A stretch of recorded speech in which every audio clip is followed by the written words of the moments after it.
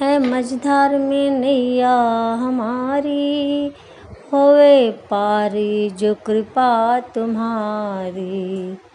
पार नैया करो कष्ट मेरा, हरो मल गाऊं। ऊंचे आसन पे तुमको बिठाऊं। आओ गुरुवर मेरे, डालो माला गले तुमको ध्याऊं। ऊंचे आसन पे तुमको बिठाऊं। श्री शिवा नमस्ते बम हर घर महादेव, हर हर महादेव। शिव गुरु शिव चर्चा का स्मरण आप और हम कर रहे हैं। बाबा देवादिदेव महादेव, करुणा सागर, त्रिकालदर्शी, कैलाशी, अविनाशी भगवान शिव जो संपूर्ण विश्व का कल्याण करने वाले हैं, आज गुरु पूर्णिमा महोत्सव के पावन अवसर पर संपूर्ण राष्ट्र में जितने भी गुरुजन हैं, साधुजन, ब्राह्मण जन, गुरुजन और जगत के जितने माता पिता हैं, सभी के पावन चरणों को प्रणाम करते हैं, नमन करते हैं और आप सभी को गुरु पूर्णिमा महोत्सव की बहुत बहुत बधाइयाँ देते हैं।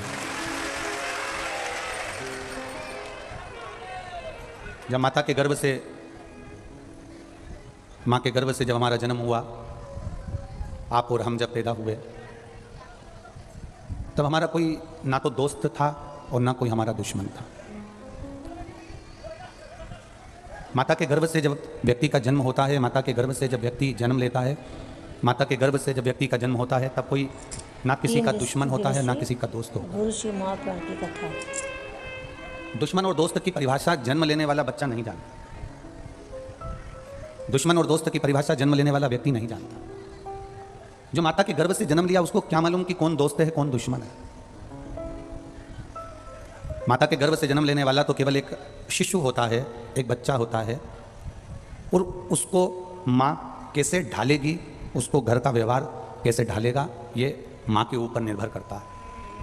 जैसे जन्म लिया बच्चा का कोई दोस्त और ना कोई दुश्मन होता है, माँ उसको जैसा ढालती है, बच्चा वैसा ढलता है। उसी तरह गुरु दीक्षा लेने के समय, गुरु मंत्र लेते समय, गुरु की शरणागति ग्रहण करते समय, ना आपके भीतर कोई पाप होता है, ना आपके भीतर कोई कपट होता है, ना आपके भीतर कोई लोभ, ना छल होता है। जैसे एक बच्चा माँ के गर्भ से जन्म लेता है, उसके दोस्त और दुश्मन कोई नहीं होते, उसी तरह जब आप किसी सदगुरु के पास में, किसी गुरु की शरण में जब आप जाते हैं और हाथ में अन्न का भाग लेकर, एक श्रीफल लेकर, जब आप तुलसी दल लेकर जब आप भगवान की शरणागति लेते हैं, गुरु की शरणागति लेते हैं, उस समय पर गुरु जानता है कि ना इसका कोई है।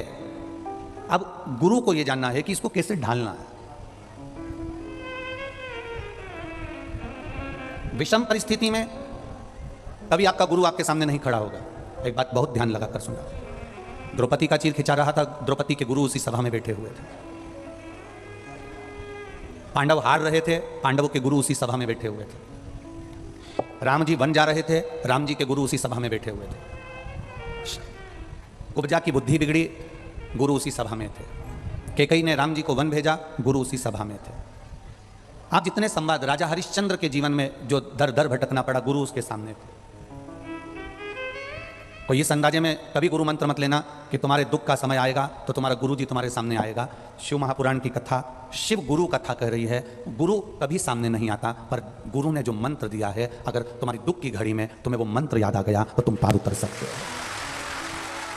अब दुनिया के लोग क्या करते हैं कि जब दुख की घड़ी आती है, जब संकट की घड़ी आती है, जब तकलीफ की घड़ी आती है, तो गुरु जी को ढूंढते हैं। हम गुरु जी को हमारे घर ले आएंगे तो हमारा संकट टल जाएगा। गुरु जी को हम हमारी पत्रिका दिखा देंगे तो हमारा संकट टल जाएगा। गुरु जी को हमारा हाथ दिखा देंगे तो संकट टल जाएगा। गुरु जी हमको कुछ बनाकर दे देंगे तो हमारा संकट टल जाएगा। कभी नहीं। द्रौपदी के चीर को दुशासन खींच रहा है और द्रौपदी सबको पुकार रही है। पुकारते पुकारते द्रौपदी गुरु जी के सामने भी गई। मैं तुम्हारी शिष्या हूं, आपने मुझको गुरु मंत्र दिया है, और आपने अगर मुझे गुरु मंत्र दिया है तो कम से कम आप तो मेरा साथ दो। गुरु जी ने एक ही बात कही, इस सभा में जितने बैठे हैं कोई तेरा साथ नहीं देगा, तेरा गुरु भी तेरा साथ नहीं देगा, पर गुरु ने जो तुझे मंत्र दिया था द्रौपदी, उसको पुकारना चालू कर, वो तेरा साथ है।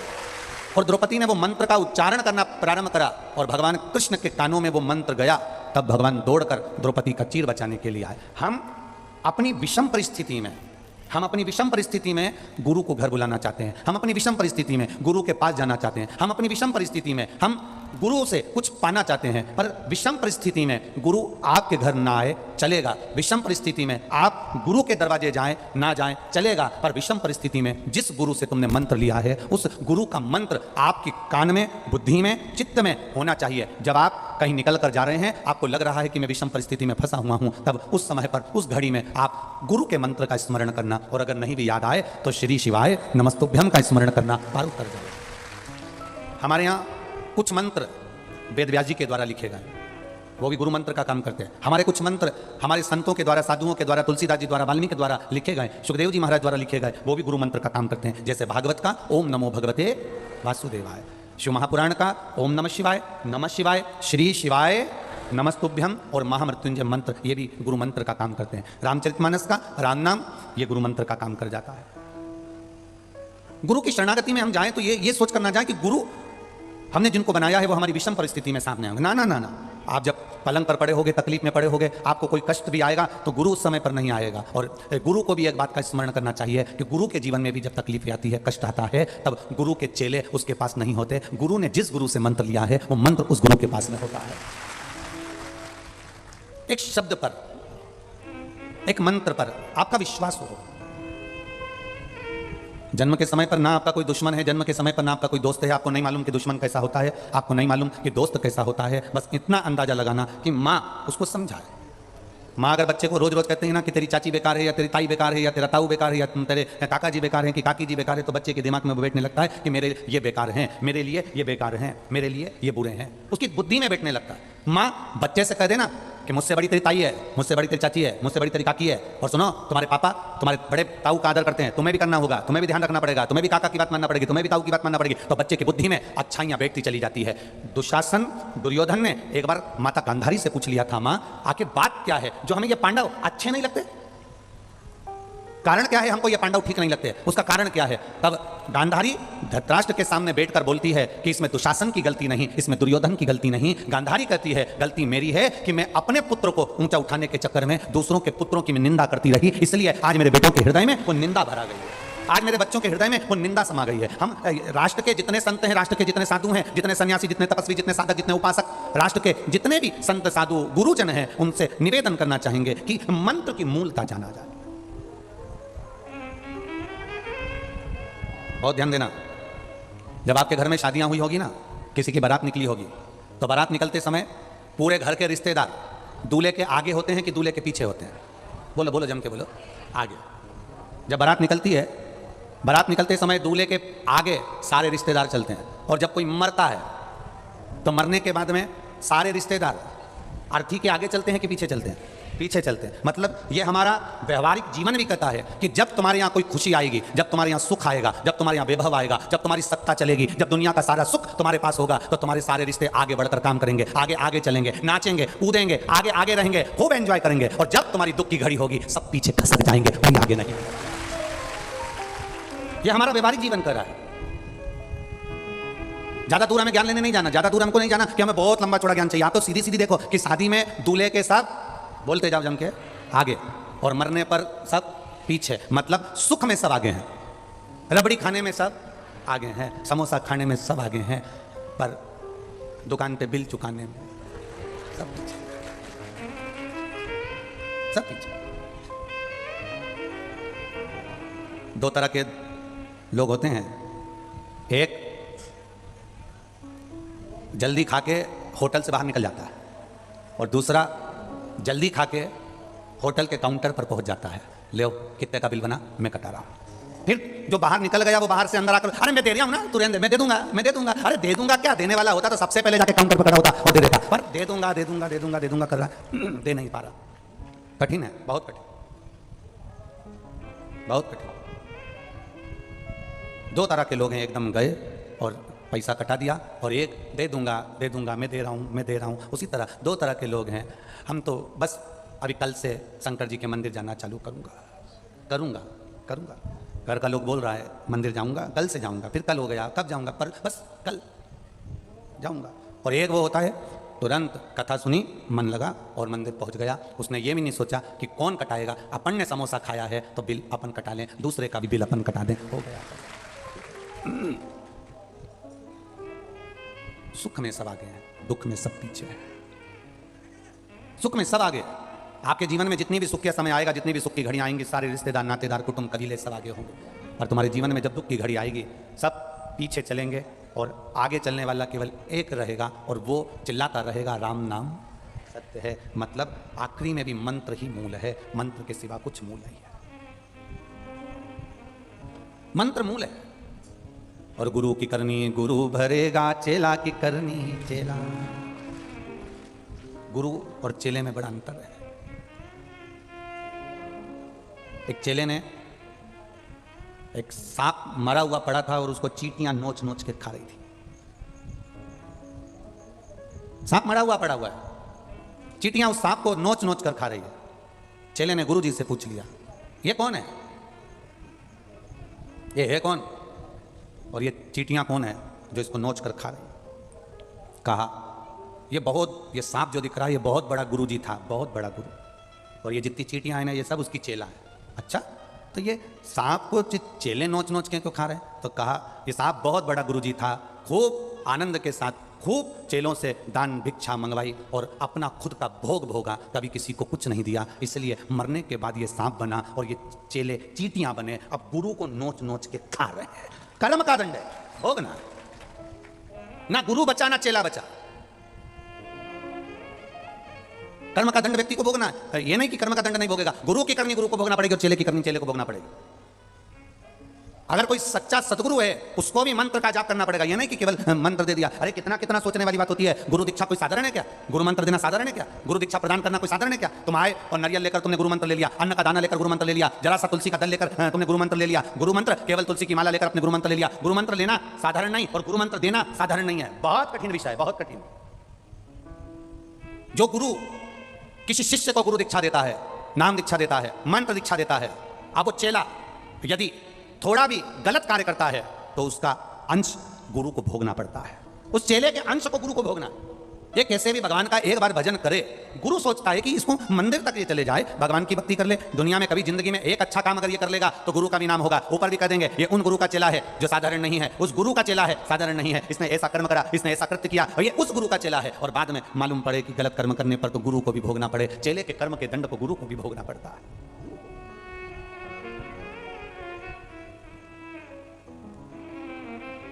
किसी गुरु के पास में अगर करोड़ों का भी धन होगा ना, वो आपको नहीं देगा। किसी गुरु के पास में अगर बहुत सारी जमीन जायदाद भी होगी ना, वो आपको कभी नहीं देगा।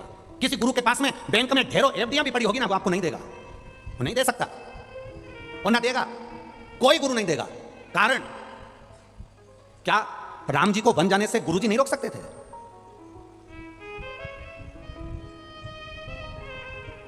क्या भगवान कृष्ण के जीवन में जो कष्ट आया तो उसको गुरु नहीं रोक सकते थे? गुरु के पास में अगर ढेरों धन होगा, संपदा होगी, पैसा होगा, दौलत होगी, फिर भी गुरु अपने शिष्य को वो पैसा नहीं देगा, दौलत नहीं देगा, धन नहीं देगा। कारण केवल एक है, क्योंकि गुरु अपने शिष्य को होता। एक कथा बड़ी सुंदर आती है। एक शिष्य के बहन की शादी थी और उसने गुरु जी से कहा, गुरुदेव मेरी बहन की शादी है, मैं 15 दिन के लिए अपने गाँव जा रहा हूँ। गुरु जी मेरी बहन की शादी है, मेरे पिता बहुत गरीब, माँ बहुत गरीब, लोगों के यहाँ झाड़ू पोछा कर गुजारा करती हैं। गुरु जी इतना धन नहीं है गुरु जी, बस आपकी कृपा होगी ना गुरुदेव तो मेरी बहन की शादी अच्छे से हो जाएगी। चेले ने इसलिए कहा कि गुरुजी के पास बहुत सारी जायदाद है, जमीन है, पैसा है, गुरुजी कुछ दे देंगे तो मेरी बहन की शादी हो जाएगी। अब गुरुजी के पास से चेला जाने लगा तो गुरुजी ने कहा एक काम कर, ये अनार का झोला ला। तो अनार वाला, अनार भरे थे, उसमें कुछ अनार सड़ भी रहे थे, कुछ अच्छे भी थे। गुरुजी ने कहा ले तेरी बहन की शादी है, ये अनार का झोला ले जाओ, रास्ते में जा रहा है तेरे ये झोला। अब चेला झोला लेकर चला तो मन में कोसता रहा गुरुजी के पास कितना पैसा है, कितना धन है, और गुरुजी ने 1 रुपया नहीं दिया मेरी बहन की शादी में।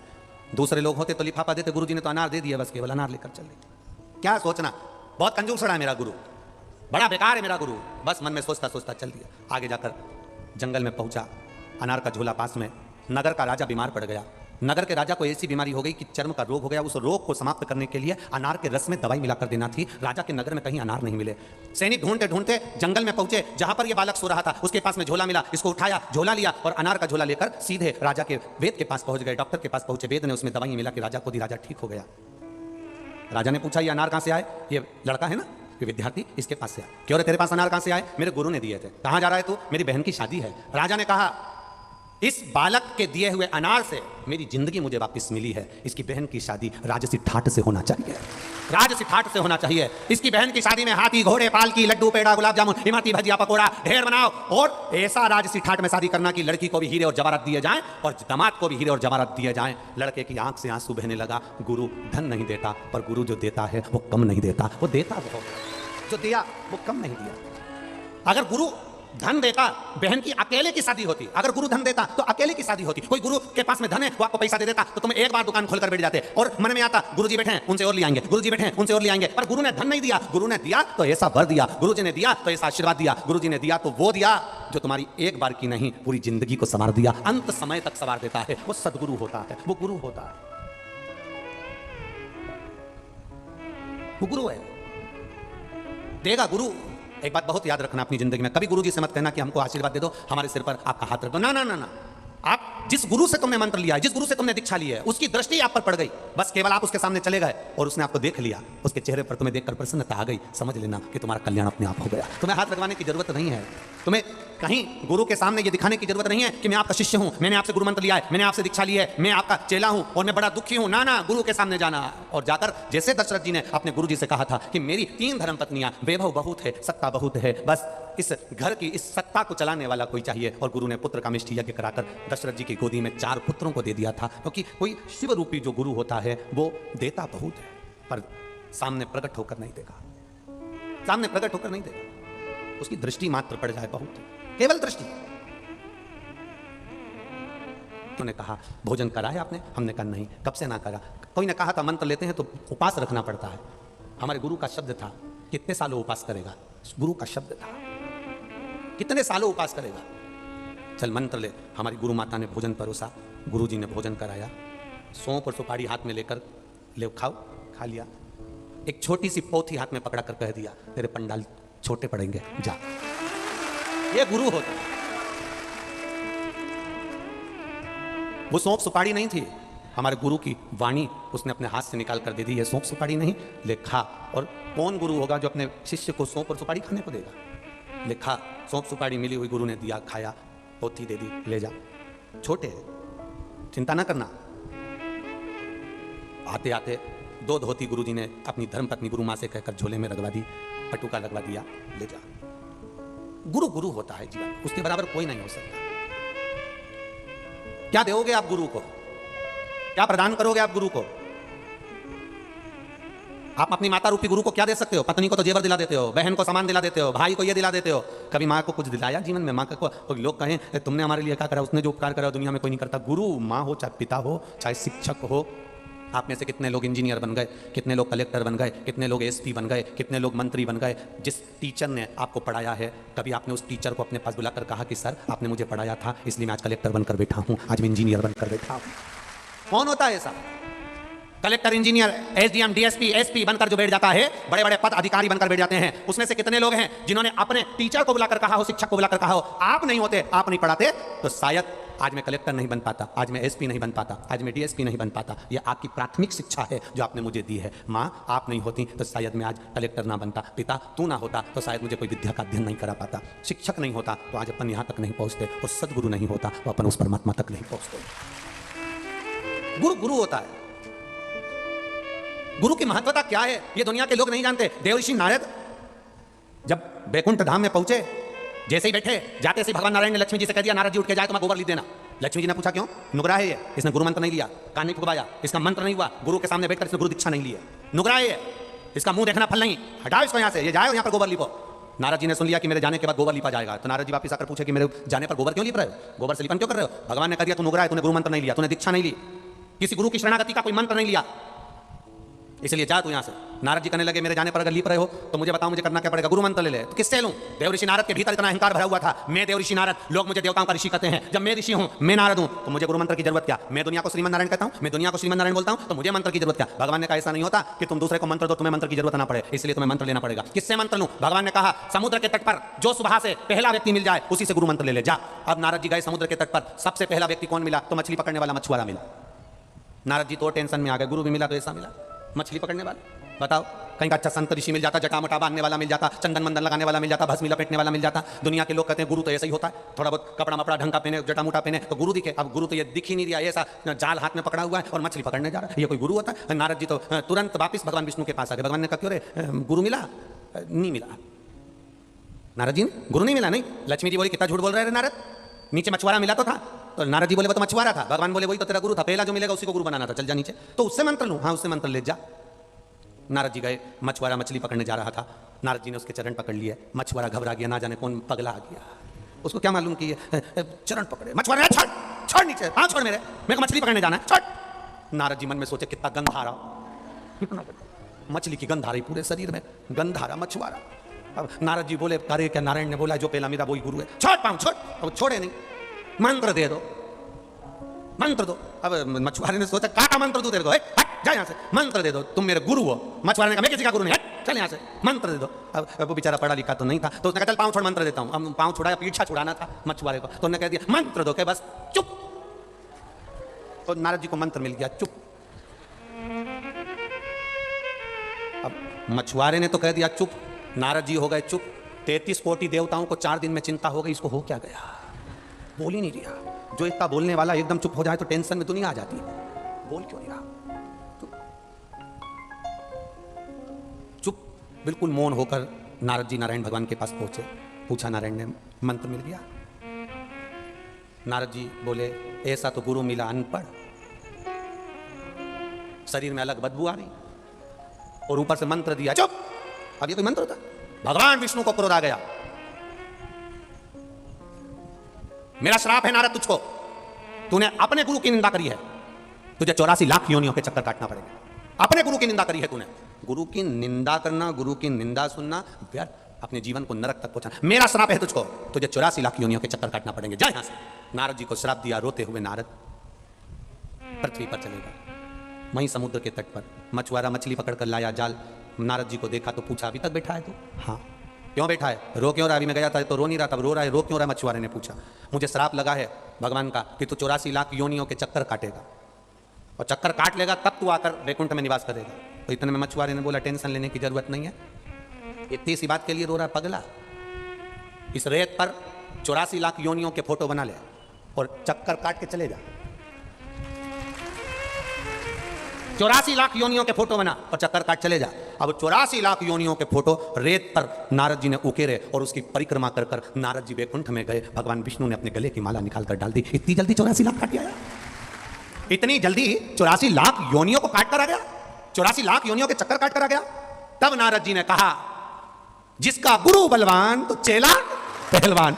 यहाँ मेरा गुरु बलवान था, इसलिए मेरे गुरु ने मुझे कह दिया कि 84 लाख योनियों के फोटो बना और उसके चक्कर काट कर चले जा। बस चक्कर लगाए आ गया। भगवान ने कहा संसार का गुरु भले कैसा भी हो, अपने शिष्य को 84 लाख ही चलना चाहिए।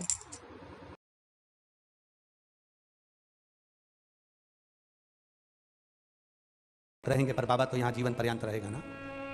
तुम्हारे दुख सुख में ये काम शरीर नहीं आएगा, तुम्हारे दुख सुख में वो कुबेर भंडारी काम आएगा। जब आप उसके पास में आकर बोलोगे ना तो जीवन सार्थक। ये गुरु पूर्णिमा पर किसी के गुरु के दरवाजे का मेला नहीं होता है। ये गुरु पूर्णिमा पर गुरु के दरवाजे का मेला नहीं है, ये गुरु पूर्णिमा पर भक्तों के हृदय का मेला है जो गुरु के प्रति झलकता है। हृदय का मेला। शिव तत्व को हमें जानना है। ब्रांडेड वस्तुएं किसी की पहचान नहीं होती है। आप कंपनी का माल पहनते हो, आपको कंपनी के माल से कोई नहीं पहचानेगा कि वो हमारी वहां वाली जीजी है ना भोपाल वाली, वो कंपनी का माल पहनती। ना ना ना, ब्रांडेड वस्तुओं से किसी की पहचान नहीं होती है, बल्कि उसके भजन से, उसके कीर्तन से, उसकी भक्ति से पहचान होती है कि वो ऐसा। वस्तुएं ब्रांडेड पहनने से कोई नहीं पहचानता साहब। कई लोगों को तो तुम अगर 50,000 की घड़ी भी पहन के चले जाओ, 1 लाख की घड़ी भी पहन के चले जाओ, जिसको कीमत ही नहीं मालूम वो तो कह देगा ऐसी घड़ी तो घड़ी देखी रहे अपन ने। दादा क्या है घड़ी का रुतबा दिखाओ तो घड़ी बहुत देखी। हीरा का परखदार हीरे को परख सकता है। तुम किसी के पास जाकर के तो मेरी साड़ी तो 5,000 की है, इतना में दूसरी जो बाजू में बैठी होगी ना ऐसी घड़ी देखी रे दादा, हमारे यहाँ तो झाड़ू वाली भी पहन के आई इसमें की। तो उसने पूछा इसमें 5,000 का है क्या? एकदम सॉफ्ट, एकदम सॉफ्ट। तो इतना में दूसरी बोल दी हमारे यहां तो वो बाथरूम का पोछा भी सॉफ्ट, एकदम सॉफ्ट। ब्रांडेड वस्तु से किसी की पहचान नहीं है।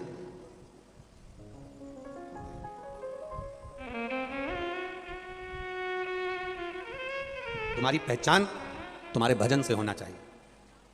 यहां जितने लोग आते हैं कुबेरेश्वर धाम पर, शिव के धाम पर, पूरी दुनिया में घूमकर आना, चारों धाम घूमकर आना, 12 ज्योतिर्लिंग घूमकर आना, सारे तीर्थ घूमकर आना, किसी तीर्थ में, किसी धाम में, किसी स्थान पर सब जगह भगवान की पूजन होती हुई दिखेगी, मंदिर में पूजन होती दिखेगी, पर पूरे भारत की भूमि का केवल एक धाम कुबेरेश्वर धाम है जहां कंकर की पूजन होती दिखती है। आप जितने वीडियो बनाओ, आप जितने फोटो खींचो, वीडियो बनाओगे, आप देखना वहां जितने भी मिलेंगे आपको पूरे कुबेरेश्वर धाम के अंदर, पूरे कुबेरेश्वर धाम के अंदर लोग कंकर की पूजन करते मिलेंगे। और क्या है ऐसा कंकर में जो पूजन करके जाता है 3 महीने में आ जाता है? कंकर में ऐसा क्या है? तो उसके भीतर वो कंकर की पूजन कर कर अपने भीतर के शंकर को प्रकट कर लेता है और शंकर उसकी सुनकर उसका मनोरथ पूर्ण कर देता है। सारी दुनिया बालू रेत पड़ी तो उनमें से लोगों ने शंकर की पूजन कर ली, कोई पत्थर लगाने के लिए रेत आई तो उसमें शंकर जी को ढूंढ लिया। ये ढूंढ रहे हो आप शिव को। ये पूरी दुनिया की पहला धाम है कुबेरेश्वर धाम। सारी दुनिया में बहुत राशि ठाट मिलेंगे, दर्शन भी मिलेगा, होटल भी मिलेगी, ये भी मिलेगा, वो भी मिलेगा, पर पहला कुबेरेश्वर धाम है कि सबसे पहले आते से ही तुम्हें पहला काम करना पड़ेगा। सारी दुनिया में तो मंदिर में भगवान बैठा है तो ढूंढने की भगवान को जरूरत नहीं पड़ती। 12 ज्योतिर्लिंग में चले जाओ, उज्जैन जाओगे तो महाकाल के मंदिर जाओगे, ओमकारेश्वर जाओगे तो महाकाल के मंदिर जाओगे, आप काशी जाओगे तो विश्वनाथ के मंदिर जाओगे। पहला धाम है जहां आकर लोग होटल बाद में ढूंढते हैं, खाने का सामान बाद में ढूंढते हैं, पहले आकर कुबेरेश्वर धाम का कंकर ढूंढते हैं, शंकर ढूंढते हैं। ये पहला धाम। जो दरवाजे से अंदर घुसा, जो कुबेरेश्वर धाम के दरवाजे से अंदर आया, उसने सबसे पहला काम यही करा, 5 कंकर हाथ में उठाकर और कंकर में शंकर को ढूंढकर बैठ गई, स्नान करा रही है, धतूरा चढ़ा रही, बेलपत्र चढ़ा रही, दिया लगा रही, उस कंकर में शंकर को ढूंढ रही है। पहला धाम जहां लोग शिव को ढूंढने के लिए आते हैं और शंकर छुप नहीं पाते, तुम्हारे साथ चले जाते हैं। ढूंढो उस शिव को। ये ललकता, ये उत्साह, ये उमंगता भगवान को ढूंढने की तुम्हारे भीतर होना चाहिए।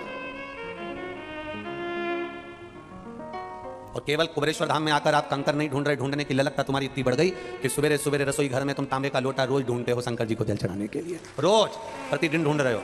और अगर नहीं मिले तब देखो, नहीं मिले जब मैंने कल ही तो यहाँ रखा था, मान कर रखा था, धो कर रखा था, कहाँ गया, कौन ले गया? तब बहू ने कहा ये लेके गए हैं शंकर जी के मंदिर, तो माँ भी खुश हो गई, चलो मंदिर तो जाना चालू करा। प्रसन्नता है, ढूंढ रहे, हमारे शिव को ढूंढने का प्रयास करा है। पूरे श्रावण के महीने में, जब श्रावण चालू हो रहा है, पूरे श्रावण के महीने में आप शंकर के मंदिर में जाओ, शंकर की भक्ति करो, दिखावा ना करना, शंकर को अपना बनाने का प्रयास करना, शंकर के साथ छल ना करना। शिव तुम्हारे हैं, तुम शिव के हो। कोई कितना भी दूध चढ़ाए, कितना भी दही चढ़ाए, वो कितने भी ठाट से 1 लाख बेलपत्र चढ़ाए, कोई 1000 बेलपत्र चढ़ाए, तुम तो उतनी चढ़ाना जो तुम्हारा दिल से, एक अगर नहीं भी है तो धोकर उठाकर वही चढ़ा देना, भगवान स्वीकार कर लेगा। दिखावा नहीं। कोई कहेगा हम तो पूरे सावन में हम अभिषेक करते हैं मंदिर जाकर, पूरे सावन में, तो उनसे कह देना भैया सावन के महीने में हम पूरे मंदिर तो नहीं जा पाते, पर सावन की जो शिवरात्रि आती है, सियोर वाला महाराज ऑनलाइन पूरे देश में अभिषेक कराता है, अब हम भी छोटा सा शिवलिंग बनाकर टीवी के सामने बैठ जाते हैं और कर लेते हैं। और अब की बार तो सावन भी है और अधिक मास भी है। प्रत्येक वर्ष का नियम है, सावन की शिवरात्रि पर ऑनलाइन अभिषेक करते हैं। करते हो आप लोग सब ऑनलाइन अभिषेक? अब की बार 2 अभिषेक रहेंगे, एक सावन की शिवरात्रि का रहेगा और एक अधिक मास भी जो 3 साल में पड़ता है उसकी भी शिवरात्रि का रहेगा। 2 अभिषेक ऑनलाइन पड़ जाएंगे अब की बार, एक सावन की शिवरात्रि का और एक अधिक मास की शिवरात्रि का। क्योंकि अधिक मास की शिवरात्रि का एक बहुत अच्छा नियम है, अगर बना सको तो करिएगा। अधिक मास में जो शिवरात्रि आए, प्रयास करना, अगर छोटी सी भी गुमठी लेकर बैठे हो, ठेला लगा रहे हो, व्यापार नहीं चल रहा, धन की कमी हो, पैसा नहीं हो, बहुत हताश हो गए हो, टेंशन में जिंदगी जी रहे हो, तो अधिक मास की शिवरात्रि मत छोड़ना। 5 दिए अधिक मास की शिवरात्रि पर जरूर लगाना। पहला शंकर मंदिर के द्वार पर, मतलब शिव मंदिर के बाहर। दूसरा बेलपत्री के वृक्ष के नीचे। तीसरा आंवले के वृक्ष के नीचे। चौथा नदी का घाट या कुएं का घाट या तालाब का घाट या सरोवर का घाट या आपके घर में कोई पानी का हंडा हो उसके पास। और पांचवा अपने दरवाजे की चौखट पर राइट हैंड में ये अधिक मास की शिवरात्रि पर जरूर करना। जिंदगी में कितना भी धक्का खाए हो गए, भगवान हाथ पकड़ खींच कर बाहर कर देगा। आओ गुरुवर मेरे डालो माला गले तुमको ध्याऊं, ऊंचे आसन पे तुमको बिठाऊं।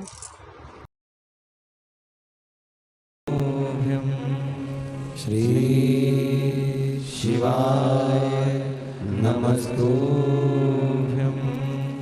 श्री शिवाय नमस्तुभ्यं भोला सब दुख काटो मारा। ओम भोला सब दुख काटो मारा। शिव शंकर जपो तेरी माला, भोले बाबा जपो तेरी माला। भोला सब दुख काटो मारा। ओ भोला सब दुख काटो मारा। वेश है मंगल मंगलकारी, वेश है मंगल मंगलकारी। शमशान वासी हमारा, शमशान वासी हमारा। ओ भोला सब दुख काटो मारा। ओ भोला सब दुख काटो मारा। शिव कथा कर रही है, गुरु महिमा कर रही है। आपकी कीमत, आपकी बातों की कीमत वही समझ सकता है जो स्वयं कीमत वाला होगा, नहीं तो कीमती व्यक्ति ही आपको समझेगा और आपकी बात की कीमत को समझेगा। सोनार सोने को परख लेता है, जौहरी हीरे को परख लेता है, किसान फसल को परख लेता है और गुरु अपने शिष्य को परख लेता है।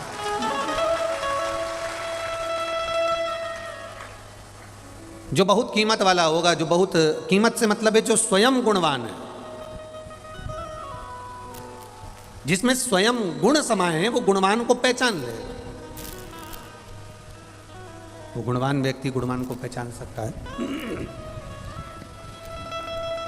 कीमत वाला व्यक्ति कीमत वाले को पहचान सकता है। आपकी कीमत, आपकी वाणी की कीमत कोई कीमती व्यक्ति जो कीमत वाला है वही समझेगा। बस इतना अपने भीतर ध्यान रखें, अपने भीतर एक बात का स्मरण रखें। गुरु पूर्णिमा के अवसर पर गुरु के दरवाजे पर जब भी जाना तो अहंकार को बाहर पटक कर जाना, अभिमान को बाहर छोड़ कर जाना। गुरु के द्वार पर जब भी जाना तो अपने भीतर तुम्हारे पास में कितनी सत्ता है, कितना वैभव है, कितना धन है, कितनी गाड़ी है, कितना बंगला है, ये सब दूर एक पतराया है।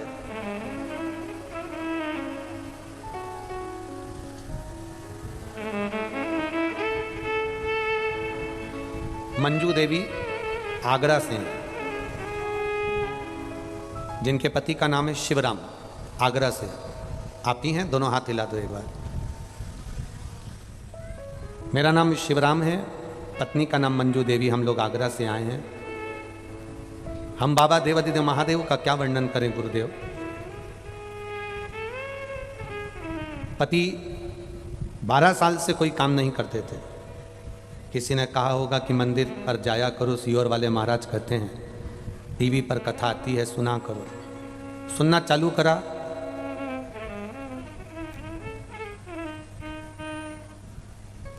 और बाबा की कृपा का मैं क्या वर्णन करूं गुरुदेव। जिसने 12 साल में एक चम्मच नहीं हिलाई, और बाबा के मंदिर जाने से क्या ऐसा होता है कि शिव को जल चढ़ाओ, सफाई करो, तो बाबा टूटमान होता है, देता है। मेरे बाबा ने वही कृपा करी। मैं बखान नहीं कर सकती। 12 साल जो एक चम्मच ना हिलाए हैं, 12 साल जिन्होंने कोई कर्म नहीं करा, केवल मंदिर गए, सफाई करना प्रारंभ करा, शिव पुराण टीवी पर सुनना प्रारंभ करा, और बाबा ने क्या छप्पर फाड़ कर दिया। साइकिल की औकात नहीं थी गुरुदेव, बाबा ने 4 व्हीलर 15 दिन में लाकर खड़ी कर दी। हम शिव जी को प्रणाम कर रहे हैं। शब्द नहीं है हमारे पास में, बस इतना कहने आए हैं कि बाबा जब इतना सब कुछ दे दिया तो एक शिव महापुराण की कथा भी आगरा में दे देना, इतनी कृपा जरूर है। अब ठीक है बाबू, सब भर दिया भंडार, कुबेर भंडारी ने एक बार दोनों हाथ उठाकर कह दो हर हर। शिव तत्व बैठिए, शिव तत्व इसी को कहते, शिव का गुणगान इसी को कहते। वो कहे ना कि लुटा दिया भंडार काशी वाले ने, कर दिया माला मान काशी वाले ने। इसका नाम है कुबेरेश्वर महादेव, कुबेर भंडारी।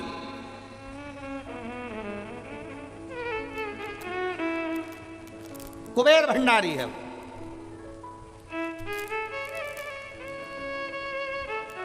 ये चंदन लगाने वाला भी बेटा है तो वो इसके दरवाजे से खाली नहीं जाता, झोली भर कर जाता है।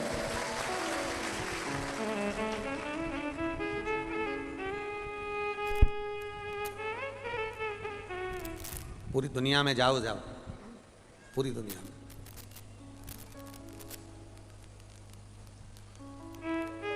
इसका नाम कुबेरेश्वर है। कुबेर का भंडार भरने, बैठो बाबू बैठो, कुबेर का भंडार भरने वाला ये साधारण नहीं है। आते हो हाईवे से निकल जाओगे पर अंदर कुबेरेश्वर बाबा के कंकर शंकर की धरा पर जब भी आओगे, जब मेरा बाबा ऊपर से इशारा कर कर बुला लेगा तो अंदर आओ, वरना कठिन है बाबू, बहुत कठिन। वो किसी ने सही कहा है कि कोई अगर पागल खाने चले जाता है तो उसका इलाज है और वो ठीक हो सकता है, ये पक्का है। पर जो एक बार शिव महापुराण में आता है इसका इलाज भी पक्का नहीं है। ये बाबा के पगले भगत है, बाबा के अड़भंगे भगत, अड़भंगे। और खाली न जाता कोई दर से तुम्हारे, खाली न जाता कोई दर से तुम्हारे, मैं भी खड़ी हूँ नन्ही बाहें पसारे। अपने हृदय से लगा लो, लगा लो, गिरा जा रहा हूँ, उठा लो, उठा लो। ये शिव का वो दरबार है।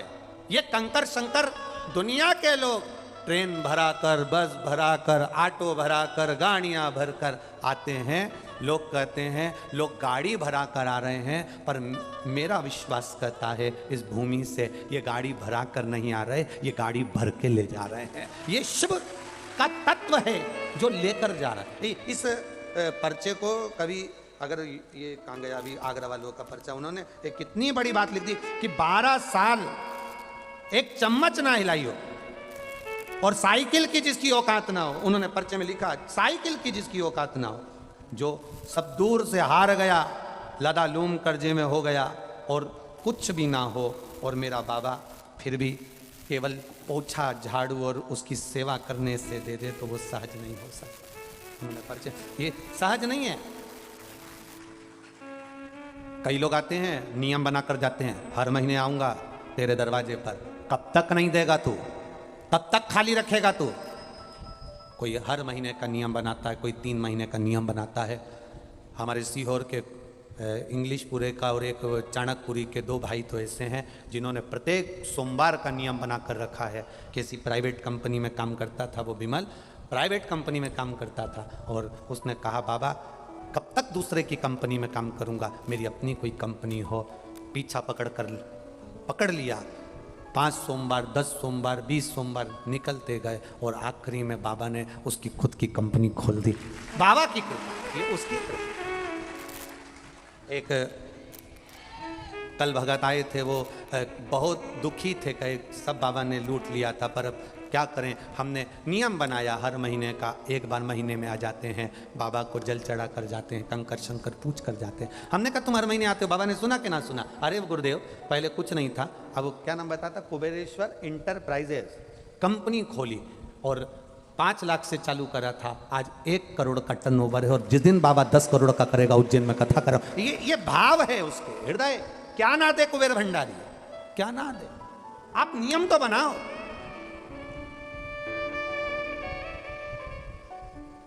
आप उसके दरवाजे पर आने का नियम तो बनाओ, आप उसकी चौखट का नियम तो बनाओ, आप शंकर के मंदिर जाने का नियम तो बनाओ, एक लोटा जल चढ़ाने का नियम तो बनाओ। आप अगर नियम बना लोगे तो साधेगा वो। तुम रोज एक लोटा पानी लेकर नहीं जाते, अपने दिल की आस लेकर जाते हो। जल शिव जी को नहीं चढ़ाते, अपना मन शंकर को चढ़ाते हो। जब मन दे दोगे तो वो सब कुछ दे देगा। 5 तारीख से दोबारा से शिव महापुराण की हृदय कथा से जाओ बाबा शुरू होने वाली है, जिसका आनंद लीजिए।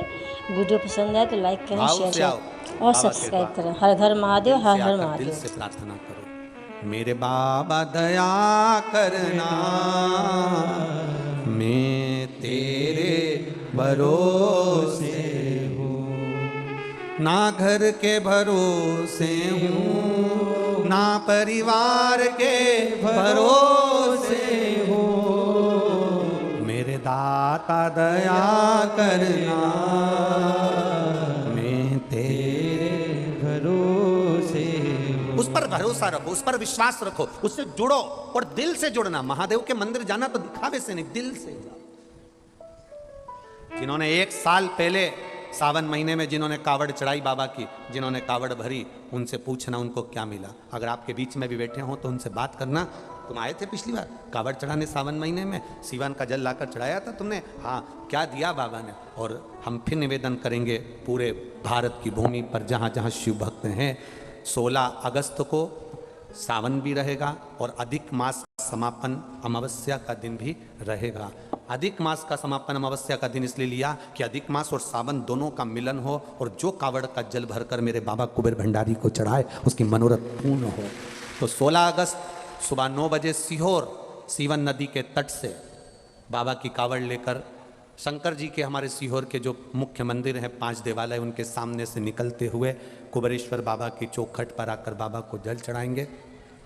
ना हम आपको कावड़ का डंडा देंगे, ना हम लोटा देंगे, ना हम ड्रेस देंगे, क्योंकि हम नेता तो है नहीं कि आपको लोटा भी दे दें और साड़ी भी एक जैसी दे दें या कपड़े भी दे दें। लोटा भी तुम्हारा, डंडा भी तुम्हारा और वस्त्र भी तुम्हारा। जिस वस्त्र को पहनकर कावड़ की यात्रा करो, उस वस्त्र को घर पर जाकर एक बार झड़ाना जरूर। लोटा भरकर जब पानी चढ़ाओ तो यहाँ से थोड़ा सा जल भरकर ले जाना जरूर, और जो कावड़ का डंडा लेकर जाओ उसको भी संभाल कर रखना। 1 साल बाद फिर बताना कि बाबा ने भंडार भरा कि नहीं भरा। सुबह 9 बजे 16 अगस्त के दिन कावड़ यात्रा सीहोर सीवन नदी से भरकर मेन रोड से होते हुए यहाँ पहुँचेंगे। शिव भक्त बोल बम का नारा है, बाबा एक सहारा है, स्मरण करते करते बाबा के धाम 10 किलोमीटर दूर की ये यात्रा रहेगी। इतना तो चल लेते हो ना, पक्का ना? तो जितने भी शिव भक्त आए, बच्चे आए, बड़े आए, बाबा से भाव के साथ में, आनंद के साथ में, भाव के साथ बोलते हुए चलना। और बाबा की कावड़ 16 अगस्त के दिन भाव से, जितने आसपास के लोग हैं, चाहे जितने छत्तीसगढ़, महाराष्ट्र, गुजरात, राजस्थान, जहाँ जहाँ से आप लोग आए हैं, बाबा से प्रार्थना करना कि कावड़ यात्रा में हम भी आएँ, एक दिन बाबा के चरणों का आनंद लें। पीली साड़ी या पीला वस्त्र या लाल वस्त्र जो भी आप धारण कर सकते हो वो करिए। नंगे पैर मत चलना, 10 किलोमीटर है, जूता चप्पल पहन के चलना। मेरे बाबा तो बाबा हैं, वो तो अलमस्त हैं। दिल देखता है वो जूता नहीं देखता, मन देखता है, वो कुछ नहीं देखता। बड़े भाव से आज 3 दिवसीय सुंदर शिव का गुणगान करने का, गुरु का गुणगान करने का जो मौका मिला, आज विराम ले रहा है। परसों 5 तारीख से पुष्कर राज राजस्थान से अपार शिव भक्त वहाँ पहुँच रहे हैं। सारे शिव भक्तों के साथ में सुंदर ब्रह्मा शिव पुराण की कथा श्रवण करेंगे।